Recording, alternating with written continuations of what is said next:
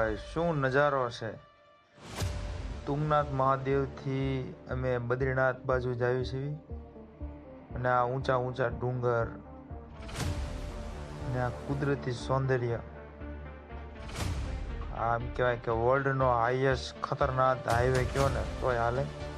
તો કે વર્લ્ડનો હાઈએસ્ટ ખતરનાક હાઈવે તો આપણે સ્પીતિ વેલીમાં છે, પણ આ પણ એવો જ હાઈવે છે। એક તરફ ડુંગર અને બીજી તરફ ઊંડી ઊંડી ખીણ ખાઈ, એક નાની એવી ભૂલ ગાડી સીધી ખાઈમાં।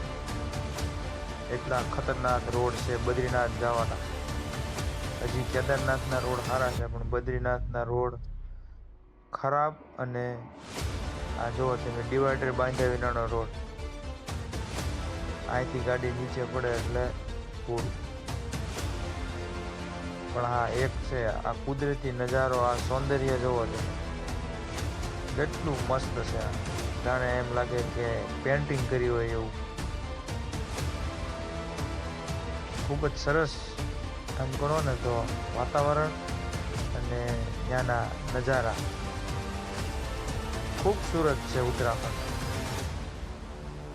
કહેવાય છે ને કે સ્વર્ગમાંથી હવા આવે છે, તો આપણે હવા તો નથી જોઈ, પણ સ્વર્ગ જેવું તમને જરૂર ફીલ થાય કે નહીં સ્વર્ગ છે।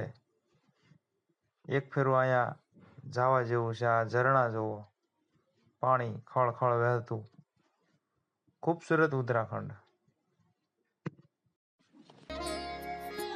આ છે અલખનંદા અને પિંડર નદી, જ્યાં બે નદી ભેગી થાય એને સંગમ કહેવાય। એક તરફથી આવે છે અલખનંદા અને બીજી તરફથી આવે છે પિંડર, અને આગળ જતા આ બને છે અલખનંદા।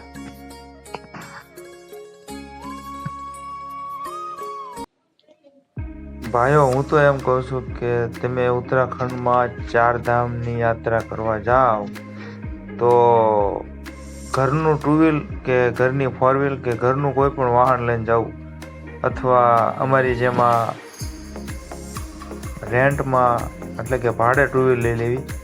કેમ કે ઉત્તરાખંડની મનપા એટલું ફરવા જેવું છે ને, અને એવા નજારા અને એ ડુંગર, એ પહાડ વિસ્તાર કે તમે 10 મિનિટ ગાડી હાંકો ને તમને એમ થાય કે અહીંયા ઊભી રાખું, 10 મિનિટ હાંકો ને એમ થાય કે અહીંયા ઊભી રાખું, અહીંયા ફોટા પાડવી। એટલું ખૂબસૂરત ઉત્તરાખંડ છે। અમે પર ડે રોજના 1000 રૂપિયા ગાડીનું ભાડું આપ્યું, પણ પૈસા વસૂલ છે। આ જ જગ્યાએ તમે બસમાં સફર કરો ને તો 1 હોલ્ટ કરે એ ખાવા પીવાનો, બાકી ઠેઠ તુંગનાથથી બદ્રીનાથ આમનામ 1 હોલ્ટે લઈ જાય। અને અમે આમનામ રખડતા ગયા અને ફરતા ગયા, એટલે બહુ મજા આવી। અને આ જ રસ્તો હિમકુંડ સાહેબનો પણ છે। હિમકુંડ સાહેબ આપણે શીખોનું બહુ મોટું તીર્થ છે, એ પણ એક જોરદાર જગ્યા છે હિમકુંડ સાહેબ। ત્યાં પણ ભવિષ્યમાં ક્યારેક મેળ આવે તો જઈશું। પણ આ રસ્તા તમે જો, તમારી નજર જાય ને ત્યાં લગીને પહાડ, એ પણ ઊંચા। બસ હવે એક સંગમ આવે છે અને એ પછી તરત બદ્રીનાથ આવશે। કેદારનાથથી બદ્રીનાથ કાંઈક 250-300 કિલોમીટર જેવું થાય, પણ આપણે વચમાં એક હોલ્ટ કરીને આવ્યા છીએ તુંગનાથ।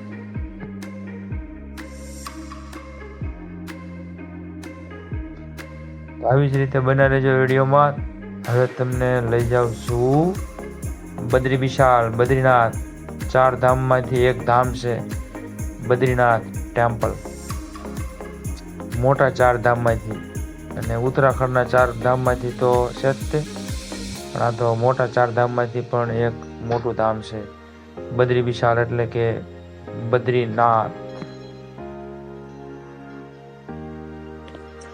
આ છે અલખનંદા અને ભાગીરથી નદી, આ 2 નદી અહીંયા મળે છે।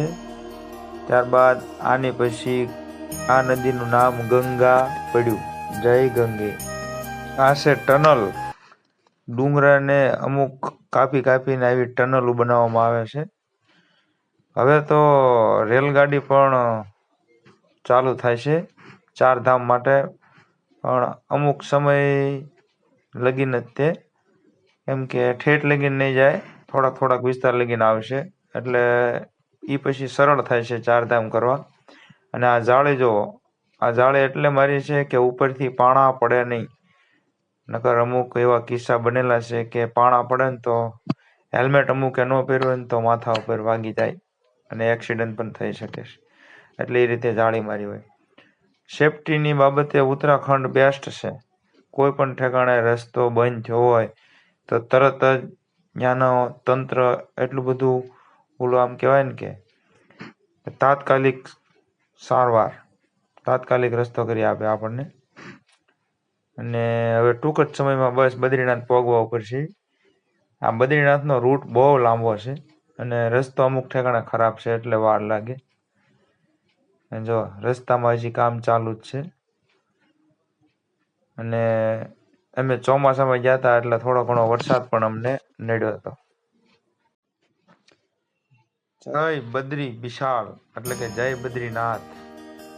આ છે બદ્રીનાથનું મંદિર જે આપણે મોટા ચારધામમાં પણ આવે છે અને કેદારનાથના મિની ચારધામમાં પણ આવે છે.